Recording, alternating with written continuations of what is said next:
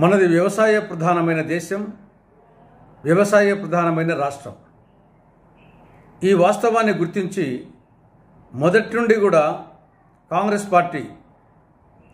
ప్రభుత్వాలు అటు కేంద్రంలో ఇటు రాష్ట్రంలో రైతు సంక్షేమాన్ని రైతులను దృష్టిలో పెట్టుకొని విధాన నిర్ణయాలు తీసుకునేటి.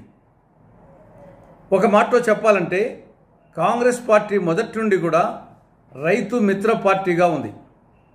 కానీ దురదృష్టవశాత్తు ప్రస్తుతం కేంద్రంలో ఉన్నటువంటి బీజేపీ ప్రభుత్వం కానీ, రాష్ట్రంలో ఉన్నటువంటి వైకాపా ప్రభుత్వం కానీ, లేదా రాష్ట్రంలో ఉన్న మిగతా ప్రాంతీయ పార్టీలు కానీ ఇవి రైతు దుష్మన్ పార్టీలుగా, రైతు వ్యతిరేక పార్టీలుగా తయారైనాయి. పర్యవసానంగా వ్యవసాయము పండుగ అనే బదులు వ్యవసాయము దండుగా అనే విధంగా తయారైంది. వ్యవసాయం గిట్టుబాటు కాక రైతులు అప్పుల ఊబిలో కోరుకుపోతున్నారు. పర్యవసానంగా రైతులు ఆత్మహత్యలు చేసుకుంటున్నారు. జాతీయ స్థాయిలో రైతుల ఆత్మహత్యల్లో ఆంధ్రప్రదేశ్ 3వ స్థానంలో ఉంది. కౌలు రైతుల ఆత్మహత్యల్లో 2వ స్థానంలో ఉంది.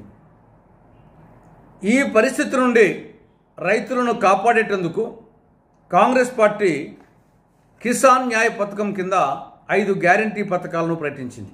ఇటీవలే రాబో సార్వత్రిక ఎన్నికల్లో కాంగ్రెస్ పార్టీ అధికారంలోకి వస్తే రైతుల కోసం 5 గ్యారంటీ పథకాలను అమలు చేయడం జరుగుతుంది.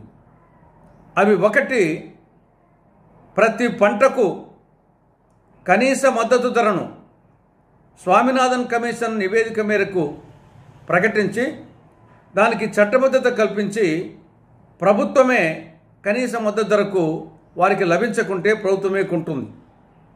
2,